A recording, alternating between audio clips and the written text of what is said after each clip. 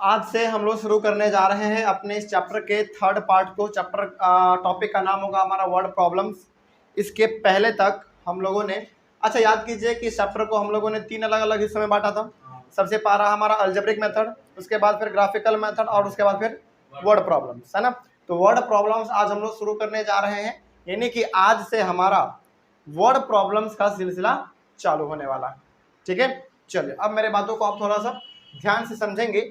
इस चैप्टर में बेसिकली 4-5 प्रकार का वर्ड प्रॉब्लम्स आप लोगों को पढ़ना है, 4-5 प्रकार का। जैसे सबसे पहले यदि आप लिखना चाहें तो आप लिख सकते हैं। सबसे पहला हम लोग इस चैप्टर में वर्ड प्रॉब्लम्स पढ़ेंगे। सबसे पहला, ये क्या हो गया,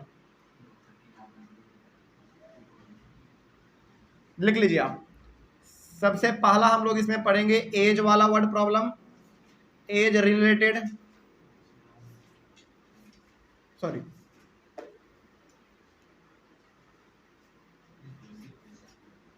एज रिलेटेड।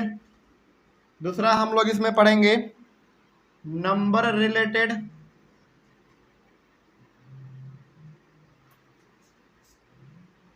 तीसरा पढ़ेंगे मनी रिलेटेड।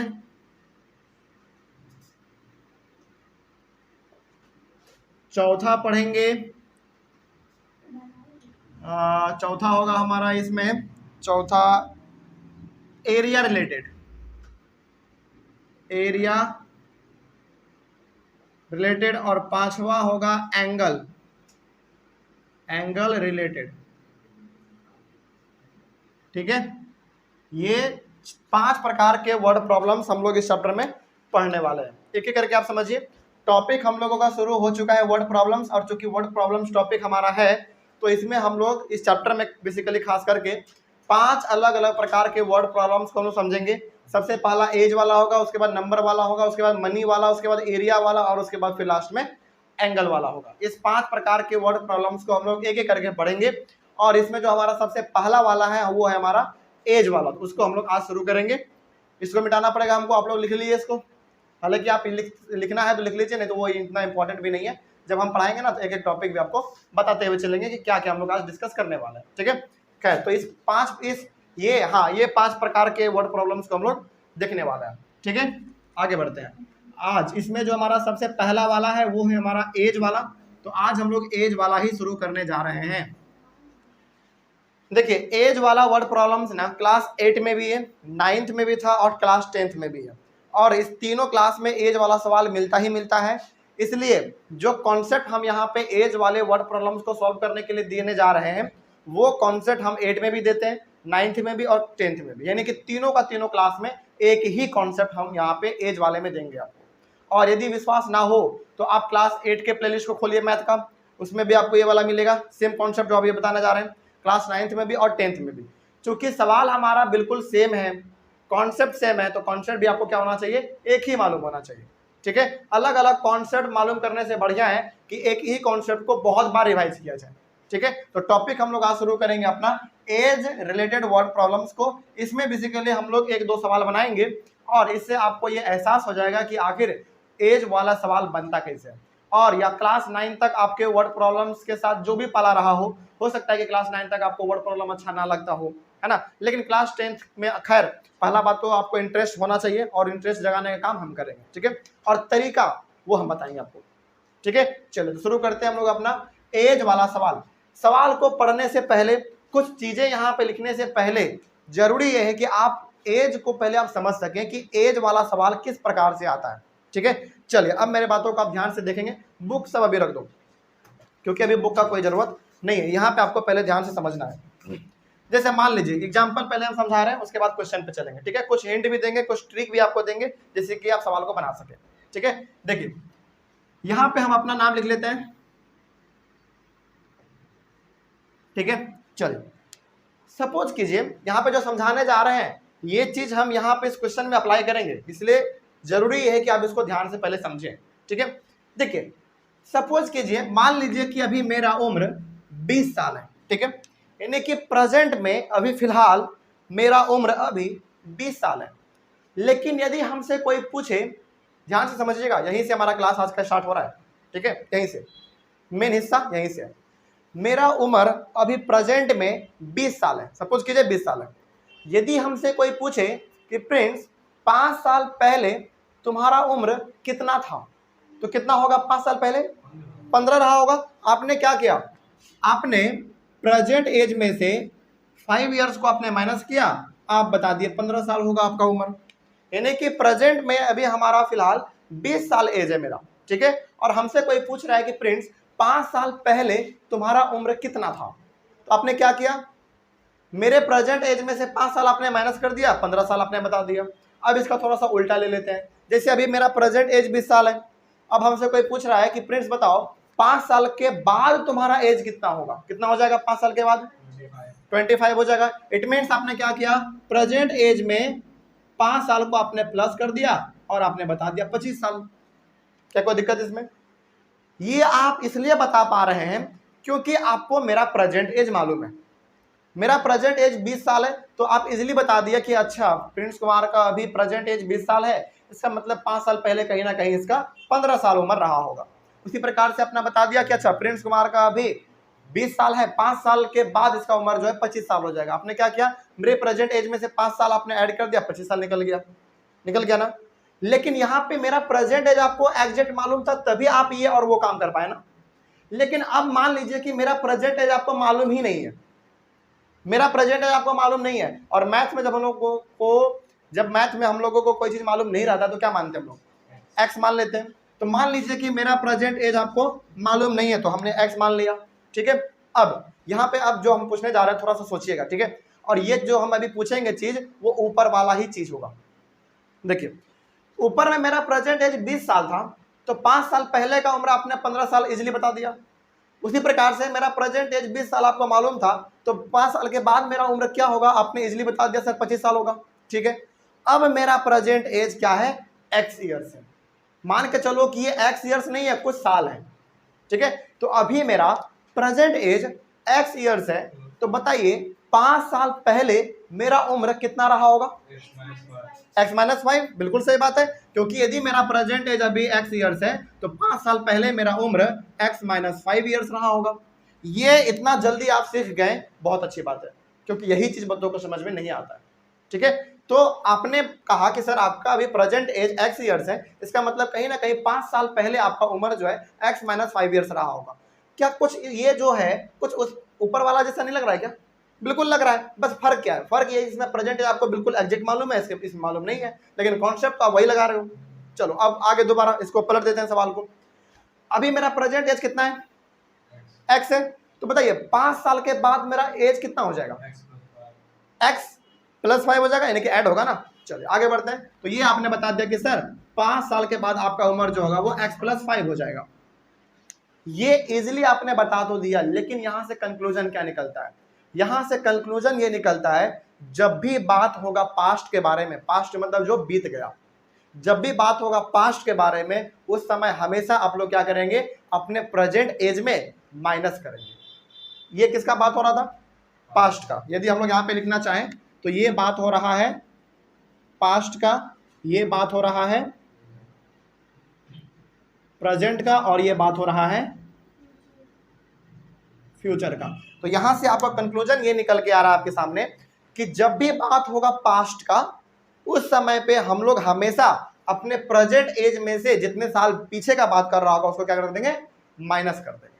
और जब भी बात होगा फ्यूचर का, उस समय हम लोग क्या करेंगे? हमेशा अपने प्रेजेंट एज में से उस साल को ऐड कर देंगे जितना साल आगे का वो बात कर रहा है।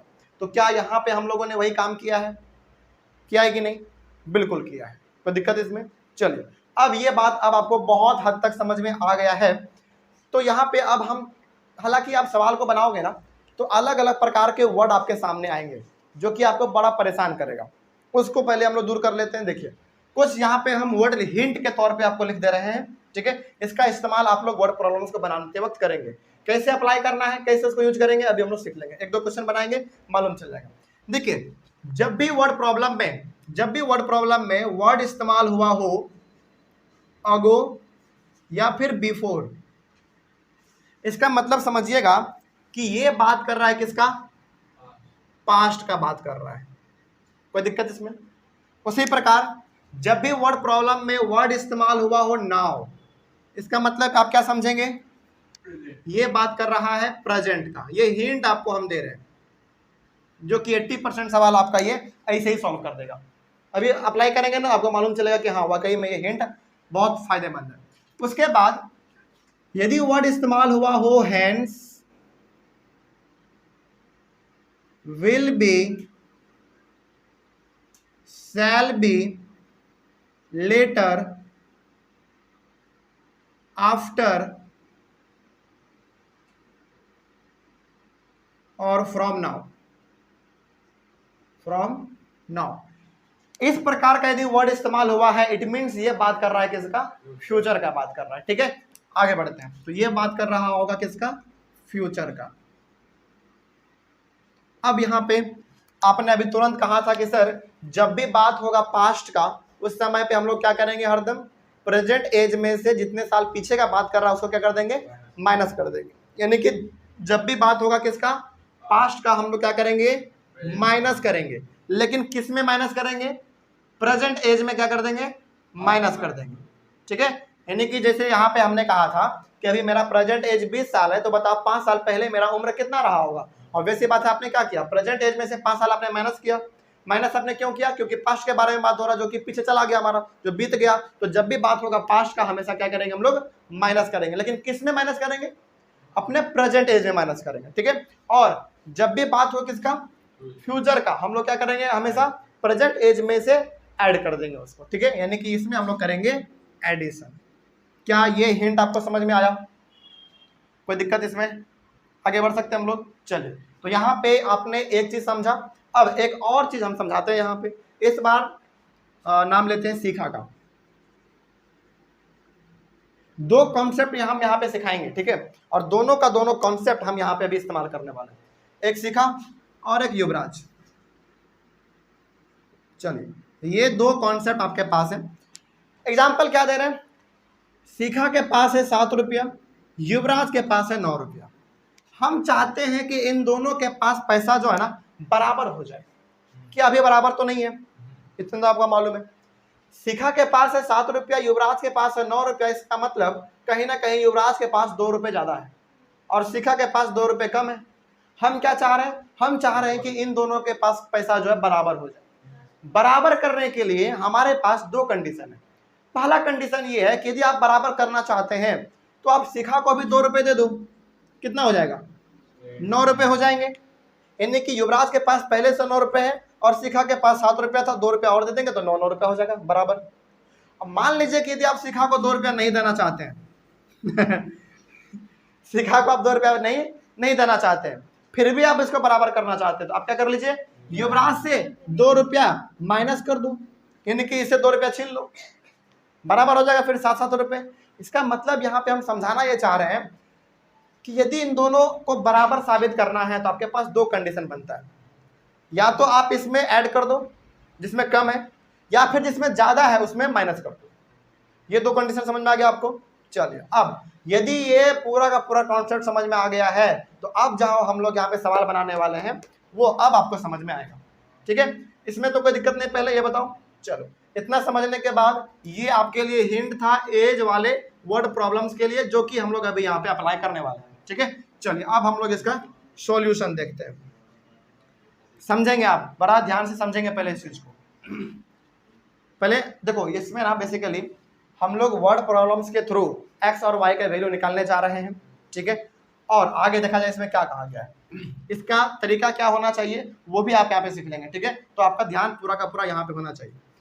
कहा जा रहा है 5 years ago, वर्ड हमको यहाँ पे सबसे पहला हिंट मिल गया अगो। इसका मतलब ये कहीं ना कहीं बात कर रहा है किसका, पास्ट के बारे में बात कर रहा है। इट मीन्स हमको क्या करना पड़ेगा, माइनस करना पड़ेगा। चलो आगे बढ़ते हैं फिर। 5 years ago Noori was thrice as old as Sonu. अच्छा, यहाँ पे एक दो टर्म और हम लिख देते हैं आपके हिंट के लिए, एक दो टर्म और लिख देते हैं। हाँ, यहाँ पे लिख देते हैं। देखो, जब भी वर्ड इस्तेमाल हो ट्वाइस, थ्राइस या फिर टाइम्स, इन सब के मतलब को क्या समझना है कि ये बात कर रहा है किसका, मल्टीप्लाई का। किसका बात कर रहा है, मल्टीप्लाई का। जैसे ट्वाइस का मतलब 2 गुना, थ्राइस का मतलब 3 गुना, बहुत बार आपको मिलेगा 8 टाइम्स, 8 टाइम्स का मतलब 8 बार, 8 से मल्टीप्लाई करो, बहुत बार मिलेगा 12 टाइम्स, 5 टाइम्स, 3 टाइम्स, 6 टाइम्स, इसका मतलब क्या हुआ, उतने बार उसको मल्टीप्लाई करो, यानी कि जब भी आपको मिले ट्वाइस, ट्वाइस मतलब 2 गुना, थ्राइस का मतलब 3 गुना यानी कि 3 टाइम्स, और टाइम्स का मतलब टाइम्स बेसिकली कैसे लिखा रहेगा, 8 टाइम्स, 9 टाइम्स, 7 टाइम्स, 12 टाइम्स, इस प्रकार से, ठीक है। इन सब का मतलब क्या होता है, हमारा मल्टीप्लाई होता है। कोई दिक्कत इसमें? चलिए आगे बढ़ते हैं। अब आप सवाल पे आइए, मूल सवाल हमारा क्या है यहाँ पे, ये समझिएगा ध्यान से, ये क्या कहना चाह रहा है। देखिए लिखा हुआ है 5 years ago Noori was thrice as old as Sonu, यानी कि आज से 5 साल पहले, देखो वर्ड प्रॉब्लम है, इसमें स्टेटमेंट को पकड़ना पड़ता है और उसको अपने अकॉर्डिंग घुमाना पड़ता है, मतलब कि अपने अकॉर्डिंग उसको ढालना पड़ता है। इसमें क्या कहा जा रहा है, इसमें कहा जा रहा है कि 5 साल पहले जो है ना, नूरी का एज सोनू के एज से कितना गुना ज्यादा था, 3 गुना ज्यादा था। समझिए मेरे बातों को, यहाँ पे क्या कहा जा रहा है, यहाँ पे कहा जा रहा है कि नूरी का एज कितना साल पहले, 5 साल पहले सोनू के एज से 3 गुना ज्यादा था। नूरी का एज सोनू के एज से 3 गुना ज्यादा था 5 साल पहले, लेकिन सोनू का और नूरी का अभी प्रेजेंट में एज क्या, ये मालूम है क्या आपको? नहीं मालूम है। अब जब प्रेजेंट का ही नहीं मालूम है आपको, तो आप पास्ट का कैसे बता पाएंगे, किस में माइनस करेंगे आप, किस में ऐड करेंगे? तो सबसे पहले आपको क्या पता करना पड़ेगा, इसका प्रेजेंट एज मालूम करना पड़ेगा। तो यहाँ पे 2 नाम आपको दिख रहा है, एक नूरी और एक सोनू, और हम लोग चैप्टर क्या पढ़ रहे हैं, लीनियर इक्वेशन इन 2 वेरिएबल्स, तो हमको क्या एक मानना पड़ेगा, एक्स और एक वाई मानना पड़ेगा। चलिए अब यहीं से हमारा सिलसिला चालू होता है, यही चीज आपको समझना, ये आपका मेन हिस्सा है। तो आपको यहाँ पे लेट कर लेना है, let the present age of Noori be x years, let the present age of Noori be x years, यानी कि नूरी के प्रेजेंट एज को आपने एक्स ईयर्स मान लिया। आगे उसके बाद let the present age of Sonu be y years, Sonu के प्रेजेंट एज को आपने वाई ईयर्स मान लिया, ठीक है। अब हमको दोनों का प्रेजेंट एज मालूम चल गया, ठीक है, लेकिन यहाँ पे कितने साल पहले का बात हो रहा था, 5 साल पहले का बात हो रहा था। तो अब आपसे हम एक सवाल पूछना चाहेंगे, थोड़ा बताइएगा ध्यान से, ठीक है। 5 साल पहले का तो आपको लिखना पड़ेगा 5 years ago, यानी कि 5 साल पहले का आप बात होने जा रहा है। तो अब आप हमको थोड़ा सा सोच के बताएंगे, ठीक है। इसको ध्यान में रखते हुए, इस कॉन्सेप्ट को ध्यान में रखते हुए इसका जवाब दीजिएगा, जो अभी हम यहाँ पे पूछने जा रहे हैं, ठीक है। देखिए सवाल इधर है हमारा, नूरी का प्रेजेंट एज आपने माना x ईयर्स, तो बताइए नूरी का उम्र 5 साल पहले क्या रहा होगा, x-5, बिल्कुल, क्योंकि आपने क्या किया भाई, यहाँ पे बात हो रहा है किसका, अगो का, कैसे मालूम चला, सॉरी ये बात हो रहा है पास्ट का, कैसे मालूम चला, वर्ड हमारे सामने अगो है ना, मतलब कि पास्ट का बात हो रहा है, तो कहीं ना कहीं हमको सोचना पड़ता है इसमें, पास्ट का बात हो रहा है, कहीं ना कहीं हमको क्या करना पड़ेगा, प्रेजेंट एज में से जितना का बात हुआ है उतना हमको माइनस करना पड़ेगा। तो आपने बता दिया कि सर 5 साल पहले नूरी का एज कितना रहा होगा, x-5 ईयर्स रहा होगा। चलिए आप उसी को लिखिए। अच्छा फिर दोबारा, सोनू का 5 साल पहले उम्र कितना रहा होगा, y-5, सिंपल सी बात है। चलिए तो अब आपको यहाँ पे लिखना पड़ेगा 5 years ago, 5 साल पहले, the age of Noori, 5 years ago the age of Noori was, कितना रहा होगा, the age of Noori was x-5 years, यानी कि 5 साल पहले नूरी का एज x-5 years रहा होगा। उसी प्रकार से the age of Sonu was कितना रहा होगा युवराज, हाँ सोनू का पूछ रहे हैं ना, तो y-5 years रहा होगा। चलिए आगे बढ़ते हैं फिर। अब इतना आपने कर दिया, आगे क्या कहा गया था सवाल में, जरा देखो तो, 5 years ago Noori was thrice as old as Sonu, यहीं पे आपको समझना पड़ेगा। ये एज किसका है पहले बताओ, ऊपर वाला नूरी का, ये एज किसका है, सोनू का। तो इन दोनों को आप यहाँ पे इक्वेट करो, x-5 और यहाँ पे y-5। चलिए अब मेरे बातों को आप ध्यान से समझिए, हम यहाँ पे क्या कहना चाह रहे हैं।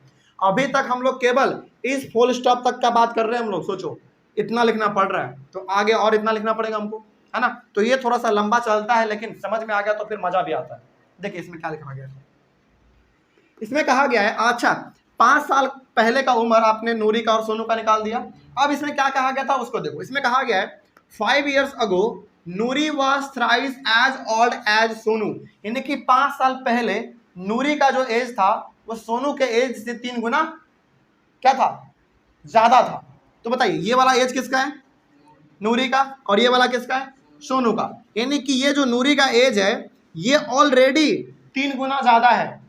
3 गुना आपको इसमें दिख नहीं रहा हो कहीं पे, लेकिन सवाल कह रहा है क्या, सवाल ये कह रहा है कि ये ऑलरेडी 3 गुना क्या है, ज्यादा है। तो अब आपके सामने ये वाला कंडीशन लागू होता है। यहाँ पे आपने प्लस माइनस वाला देखा था, अब यहाँ पे क्या आएगा, मल्टीप्लाई और डिवीजन वाला केस आएगा। कैसे बनाएंगे इसको देखिए। सवाल कह रहा है कि देखो ये नूरी का एज है और नूरी जो है ना सोनू के एज से 3 गुना पहले से ज्यादा है। तो यदि आपको इन दोनों को आपस में बराबर करना है तो आपके सामने 2 कंडीशन बनता है। पहला क्या, ध्यान से समझिएगा, यदि ये 3 गुना ज्यादा है तो बराबर करने के लिए आप इसको 3 गुना क्या कर दो, कम कर दो। मतलब कि 3 गुना ऑलरेडी ज्यादा है तो 3 से इसको डिवाइड कर दो, कम हो जाएगा, कम हो गया मतलब दोनों बराबर हो गया।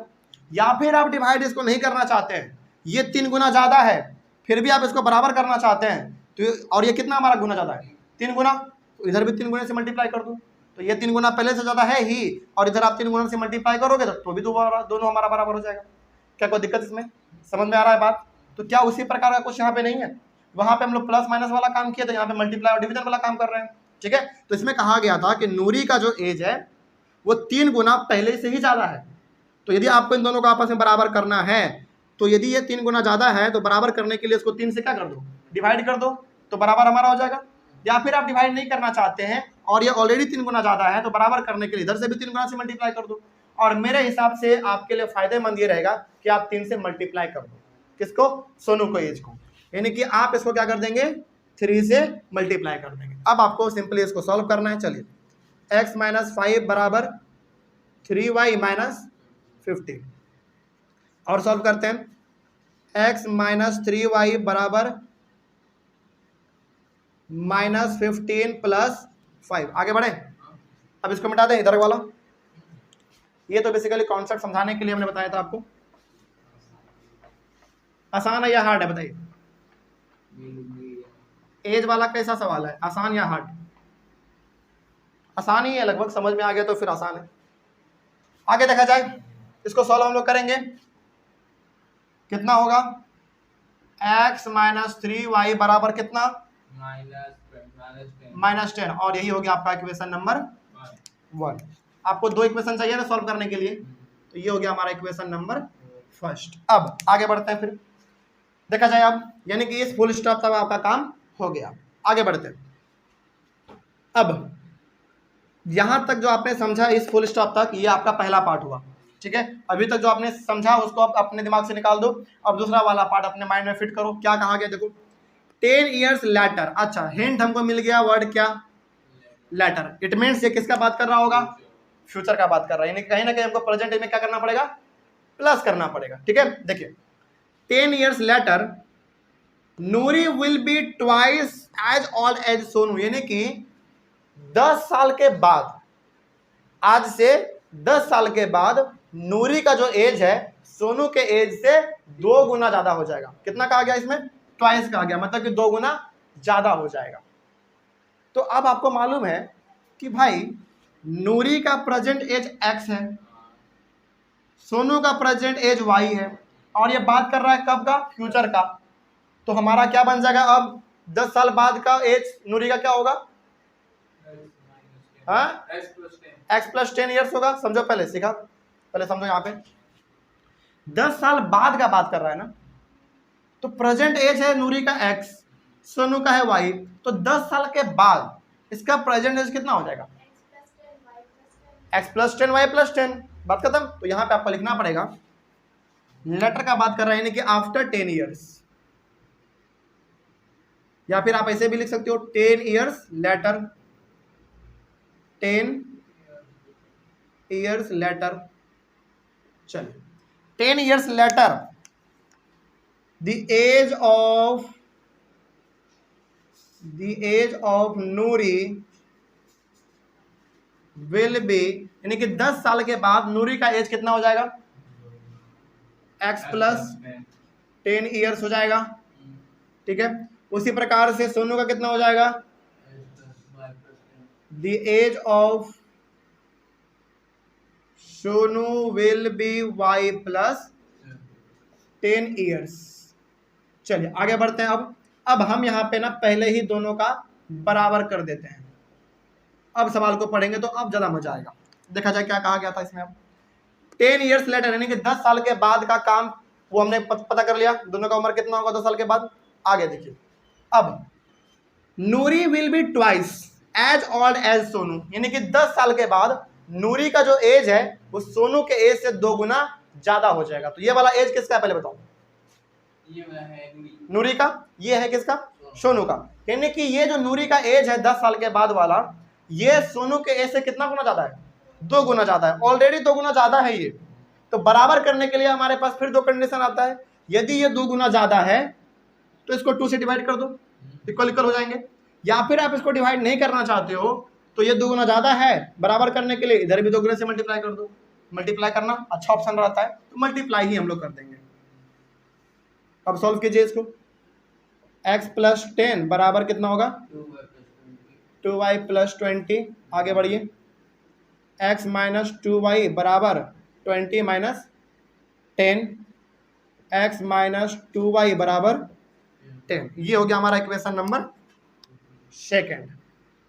बस इतना ही आपको मेहनत करना होता है। अब इसके बाद सॉल्व करने के लिए आपके पास 2 मेथड है, एक सब्स्टिट्यूशन और एक एलिमिनेशन। अब आप जिस मेथड से x और y वैल्यू का निकालना चाहते हैं आप निकाल दीजिए। मेरे हिसाब से आप इसमें मेथड लगाइएगा एलिमिनेशन मेथड, क्योंकि वो थोड़ा सा आसान रहता है, छोटे में हमारा बन जाता है। तो जो मेथड आप इसमें इस्तेमाल करने वाले हो अब उस मेथड का आपको यहाँ पे नाम लिखना पड़ेगा, यानी कि आप कौन सा इस्तेमाल करना जा रहे हैं, एलिमिनेशन। तो आप यहाँ पे लिखेंगे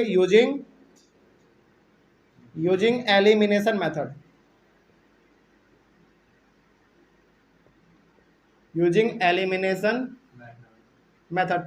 ये लिखना पड़ता है ताकि आप टीचर को बता सके कि भैया हम कौन सा इसमें मेथड इस्तेमाल करने जा रहे हैं। ठीक है, चलिए अब मेरे बातों को आप ध्यान से समझेंगे कि हम लोग आखिर एलिमिनेशन मेथड में क्या करते थे।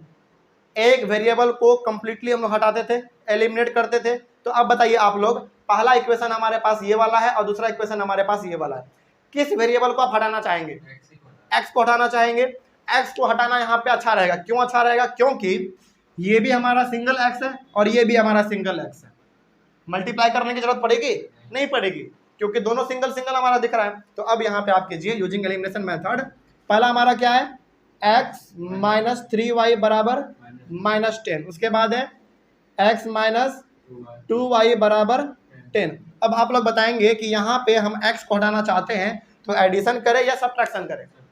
सब्ट्रैक्शन करेंगे। क्यों करेंगे सब्ट्रैक्शन, क्योंकि जिसको हम हटाना चाह रहे हैं उन दोनों का साइन एक जैसा है और हमको करना क्या है, अपोजिट करना है। अपोजिट करने के लिए हमको करना पड़ेगा सब्ट्रैक्शन, और सब्ट्रैक्शन में क्या होता है, साइन चेंज हो जाता है। तो आपको यहाँ पे करना पड़ेगा सब्ट्रैक्शन। चलो तो ये हो जाएगा हमारा माइनस, ये प्लस और ये माइनस।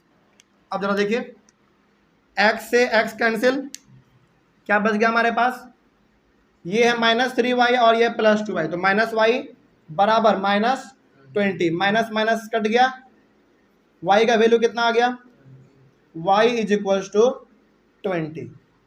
y का वैल्यू 20 आया। अब y का वैल्यू उठा के आप इन दोनों इक्वेशन में से किसी में भी पुट कर दो, क्या निकल जाएगा, x निकलेगा। तो अब यहाँ पे आप लिखिए putting the value of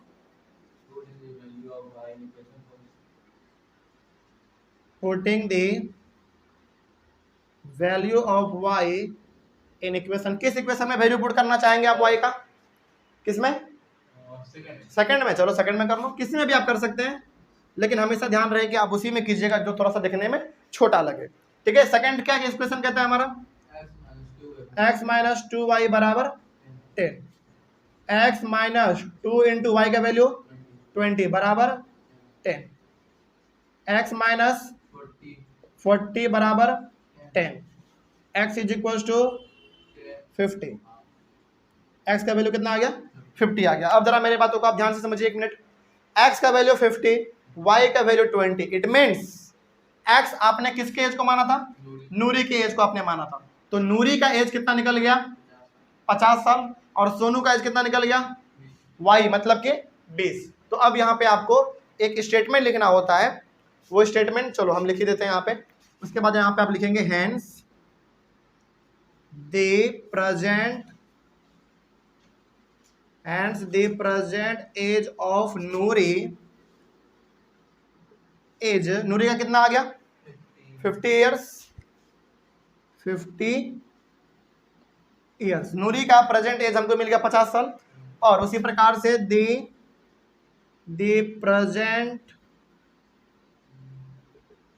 present age of Sonu. Age Sonu का मतलब वाई, वाई का मतलब 20, यानी कि 20 ईयर्स। बस यही हो गया आपका फाइनल आंसर। कोई दिक्कत इसमें? जल्दी बोलिए। अच्छा, अब आप लोगों से एक सवाल पूछ लेते हैं। क्या एज वाला सवाल हार्ड था, आसान था या मीडियम था? मीडियम था, है ना। बस समझ देखो, जब आपको पहला इक्वेशन मिल जाएगा और दूसरा इक्वेशन मिल जाएगा, आपके पास दो मेथड है बनाने के लिए, सब्स्टिट्यूशन और एलिमिनेशन। तो आपको जो मन करे उससे आप बना लो। लेकिन दिक्कत कहाँ आता है? दिक्कत आता है इक्वेशन तक पहुंचने में, यानी कि यहीं तक पहुंचने में दिक्कत आता है। और इसके लिए सबसे पहले आपको सवालों को ब्रेक कर करके समझना पड़ता है। ठीक है, चलो यदि मान लीजिए कि पहले वाले सवाल में इसमें कहीं पे भी कोई कंफ्यूजन रहा होगा, तो दूसरा सवाल एक और लेते हैं हम लोग, उसमें दूर करने की आप लोग कोशिश कीजिएगा। ठीक है, इसमें तो कोई डाउट नहीं। पहला ये बताओ, चलिए ऑनलाइन पर बच्चे एक बार इसका सबसे पहले आप स्क्रीनशॉट लीजिए। इसमें हम लोग एक क्वेश्चन और बना लेते हैं। ठीक है, चलिए देखा जाए।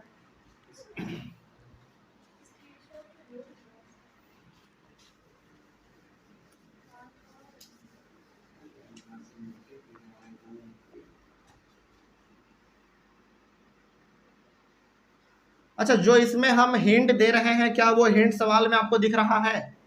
बिल्कुल दिख रहा है, यानी कि उसका इस्तेमाल आपको सवाल में करना है। कौन जो दिए थे? नहीं, एनसीईआरटी का ये क्वेश्चन। जो क्वेश्चन अभी हम यहाँ पे सॉल्व किए ना, ये क्वेश्चन आपके एनसीईआरटी का था। और अभी जो देंगे वो क्वेश्चन भी आपका एनसीईआरटी का ही है। ठीक है, क्योंकि पहला प्रायोरिटी हमारा कौन सा बुक होना चाहिए?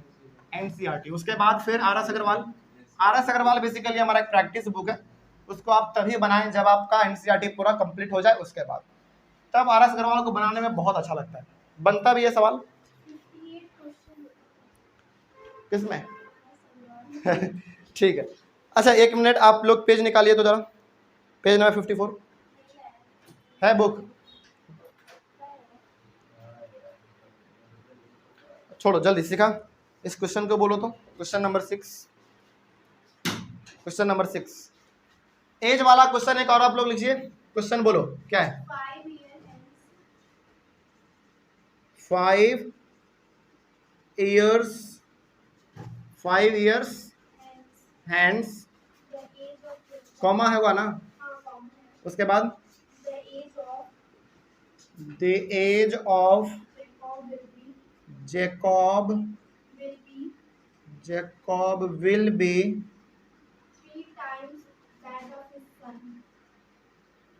3 times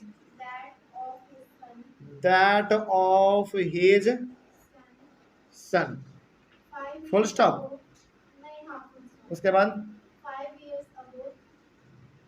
5 years ago, comma,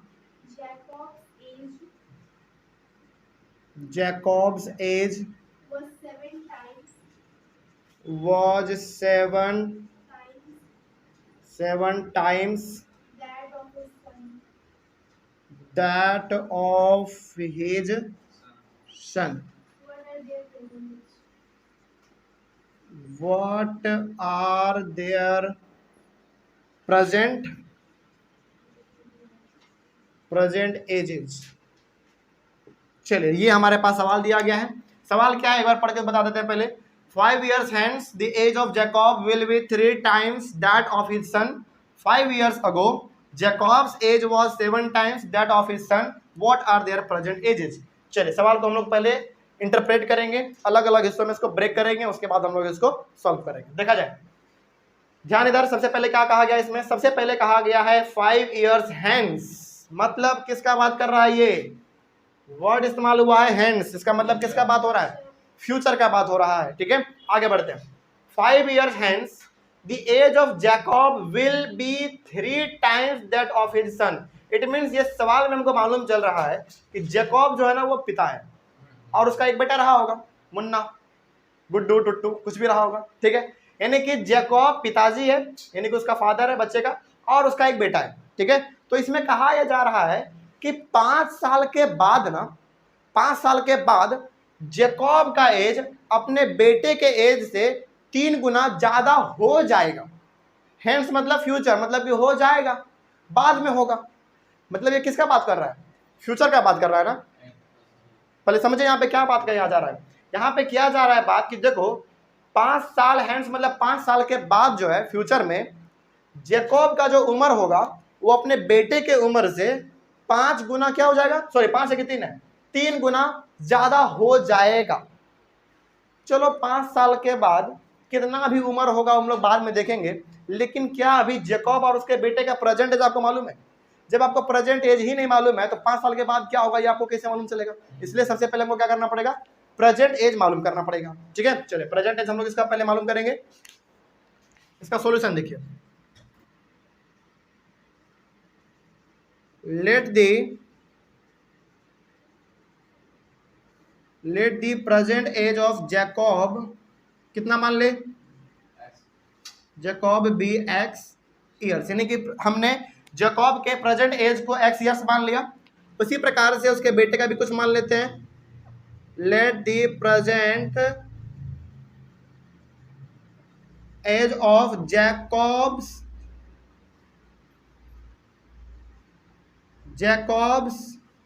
sun, let the present age of Jacob's son be y years.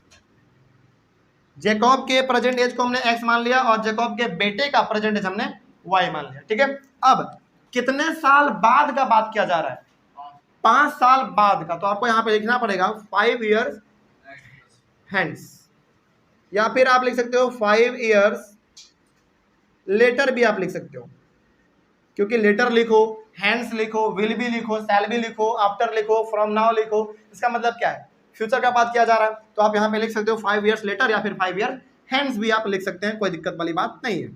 चलिए 5 साल के बाद अब बताइए, जैकब का प्रेजेंट एज x है, उसके बेटे का प्रेजेंट एज y है, तो बताइए दोनों का 5 साल के बाद कितना एज होगा,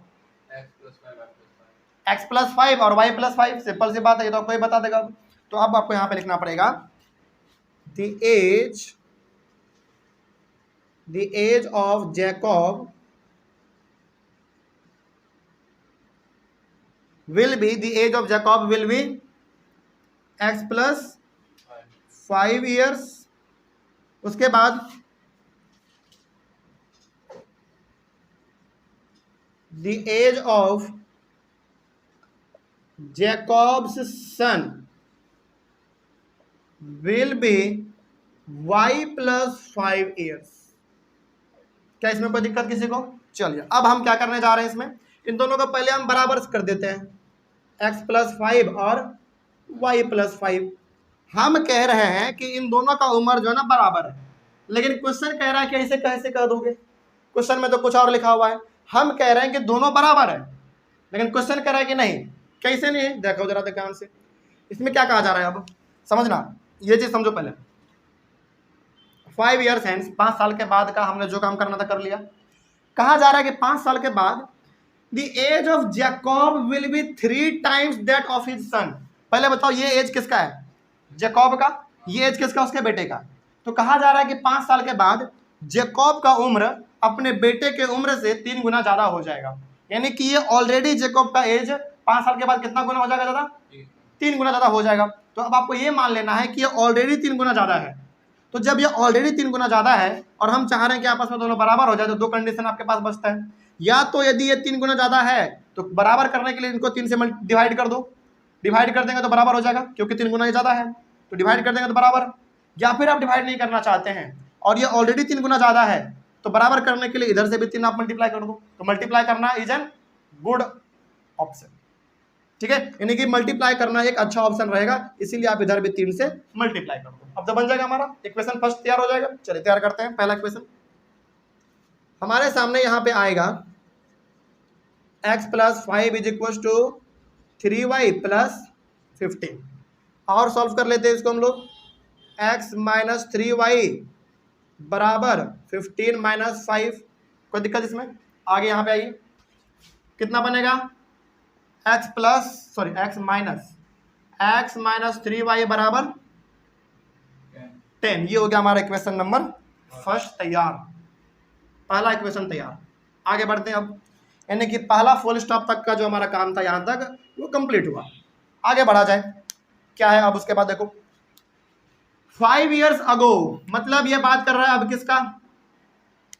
अब ये बात कर रहा है अगो, मतलब कि किसका? पास्ट, फ्यूचर या प्रेजेंट का?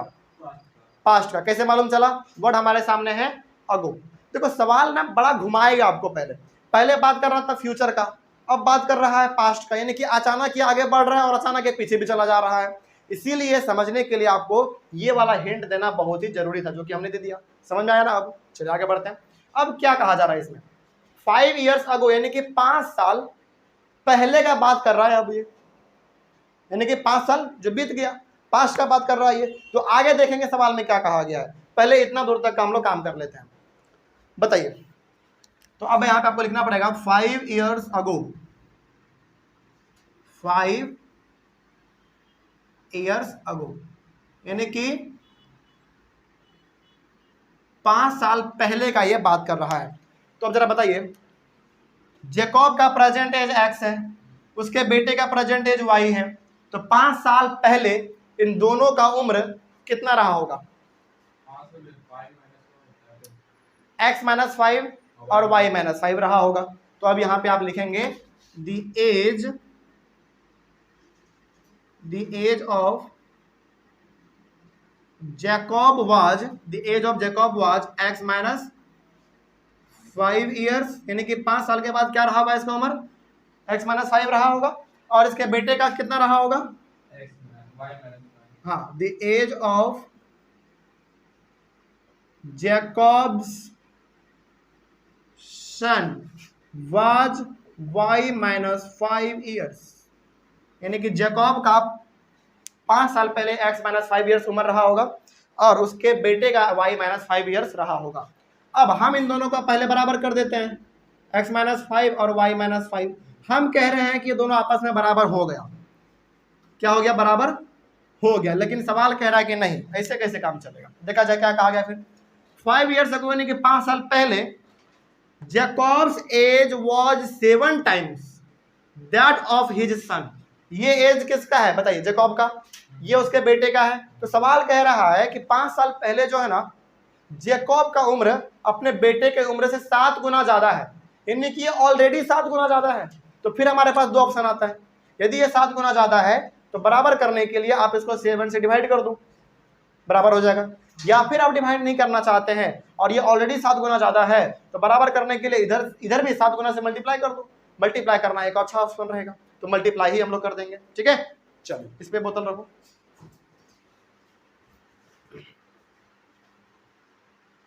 बस हो गया। चलिए मल्टीप्लाई करना है हमको, यानी कि इधर भी आप 7 से मल्टीप्लाई कीजिए। अब हमारा क्या निकलेगा? इक्वेशन नंबर सेकंड निकलेगा। करते हैं इसको solve. x - 5 = 7y - 35। x - 7y = -35 + 5। x - 7y = -30। और ये हमारा निकल गया इक्वेशन नंबर सेकंड। क्या अब नहीं बन जाएगा? बिल्कुल बन जाएगा। और आपको यहाँ पे मेथड अच्छे तरीके से इस्तेमाल करना है, कौन सा? एलिमिनेशन मेथड, क्योंकि हमको साफ दिख रहा है कि यदि हमको एलिमिनेशन मेथड इस्तेमाल करना है तो इधर से x और इधर से x हमारा इसी हट जाएगा, मल्टीप्लाई करने का भी जरूरत नहीं पड़ेगा इक्वेशन 1 और 2 में, है ना। तो अब यहाँ पे आपको करना है यूजिंग एलिमिनेशन मेथड। तो यहाँ पे आपको लिखना पड़ता है बेसिकली यूजिंग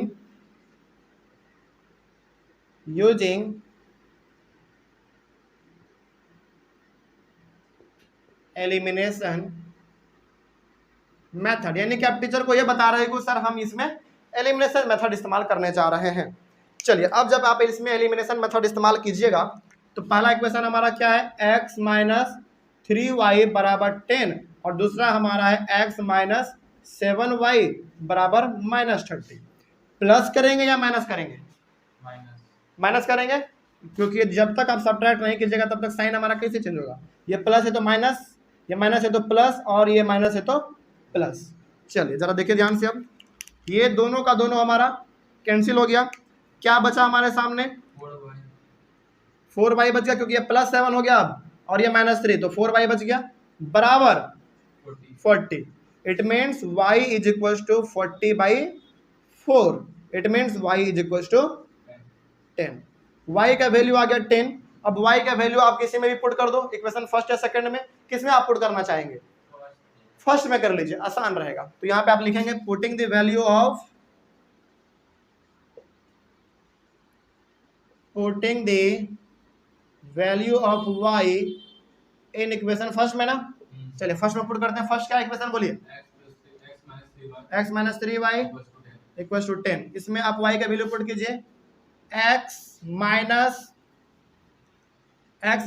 3 इंटू 10 बराबर 10, x माइनस 30 बराबर 10, x is equal to 40। x का वैल्यू आ गया 40 और y का वैल्यू आ गया 10। अब आप बताइए कि x आपने किसकी उम्र को माना था? जैकब का, ठीक है। हाँ, जैकब का आपने माना था x ईयर्स, यानी कि जैकब का उम्र है 40 साल और उसके बेटे की उम्र को आपने कितना माना था?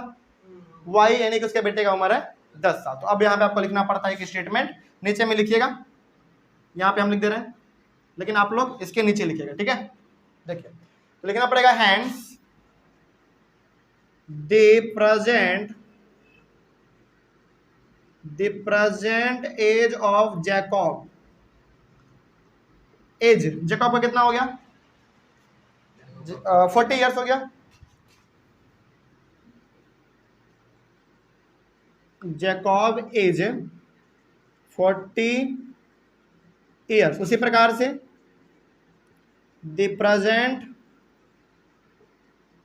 Present age of Jacob's son is 10 years. It means बाप का उम्र है 40 साल और बेटे का उम्र है 10 साल। बात खत्म, कोई दिक्कत इसमें? एज वाला वर्ड प्रॉब्लम हमारा यही था। इसमें कोई दिक्कत हुआ है तो जल्दी आप बताइए। कहीं पे कोई समस्या नहीं ना? मीडियम था बेसिकली हमारा, मतलब हार्ड भी नहीं कह सकते हैं, आसान भी नहीं कह सकते, मीडियम कह सकते हैं हम लोग, ठीक है। यदि आप इसको बार बार प्रैक्टिस करेंगे तो मीडियम से स्विच होके ये किसमें आ सकता है? लो वाले में आ सकता है, यानी कि ईजी हो सकता है आपके लिए। हाँ बिल्कुल बनेगा, सब्स्टिट्यूशन मेथड से भी बनेगा, लेकिन वो थोड़ा सा प्रोसेस लंबा हो जाता है। आप जब सब्स्टिट्यूशन मेथड और एलिमिनेशन मेथड को आप बना रहे थे तो आप खुद बताइए आपको आसान कौन सा लगा था? एलिमिनेशन लगा था। तो एग्जाम में आपको एलिमिनेशन मेथड ही यूज करना है, क्योंकि वो थोड़ा सा कम जगह में और जल्दी से बन जाता है ना। सब्स्टिट्यूशन में क्या करो, पहले एस का वैल्यू निकालो, उसको उसमें पुट करो, वाई का निकलेगा, फिर वाई का दूसरे में पुट करो, फिर जाके फाइनल आंसर लिखो, लंबा समय उसमें लगता है। तो एलिमिनेशन मेथड आसान तरीके से कम समय में बन जाता है, ठीक है। चलिए ऑनलाइन वाले बच्चे इसका सबसे पहले आप लोग एक बार स्क्रीनशॉट लीजिए। और यहीं पे जो हमारा पहला कैटेगरी था वर्ड प्रॉब्लम का, एज वाला, वो हम लोगों की तरफ से कंप्लीट होता है, यानी कि मेरे साइड से एज वाला वर्ड प्रॉब्लम कंप्लीटली खत्म होता है। आपके साइड से एज वाला वर्ड प्रॉब्लम खत्म हुआ कि नहीं हुआ ये आपका मालूम तब चलेगा जब आप अपने बुक के सवालों को बनाएंगे। तो आप जिस भी प्रकार के बुक को बनाते हैं, चाहे NCERT, R D. Sharma, R S. Agarwal, उस बुक के सवालों को आप बनाइए। कहीं पे डाउट होगा तो आप लोग क्लास में आके पूछ लीजिएगा, और ऑनलाइन वाले बच्चे आप लोग कमेंट कर लीजिएगा। क्लास ओवर किया जाए। यहाँ पे सुनिए, पहले एज वाला वर्ड प्रॉब्लम हालांकि और अलग अलग तरीके से दिया जा सकता है, लेकिन कॉन्सेप्ट जो इस्तेमाल होगा हमारा वो यही कॉन्सेप्ट इस्तेमाल होगा जो आज हम लोगों ने यहाँ पे सीखा है। तो ऑब्वियस ये बात है, जब आप सवाल बनाएंगे तो डाउट आएगा, है ना। और डाउट आ रहा है इसका मतलब आप चीजों को समझ रहे हैं, है ना। और यहाँ पे आके उस डाउट का आप निपटारा कर लीजिए। हम लोग मिलेंगे अपने अगले वाले क्लास में, तब तक के लिए थैंक यू वेरी मच। और हाँ, अगले वाले क्लास में हम लोग नए प्रकार के वर्ड प्रॉब्लम्स को शुरू करेंगे, ठीक है। चलिए thank you very much and have a nice day.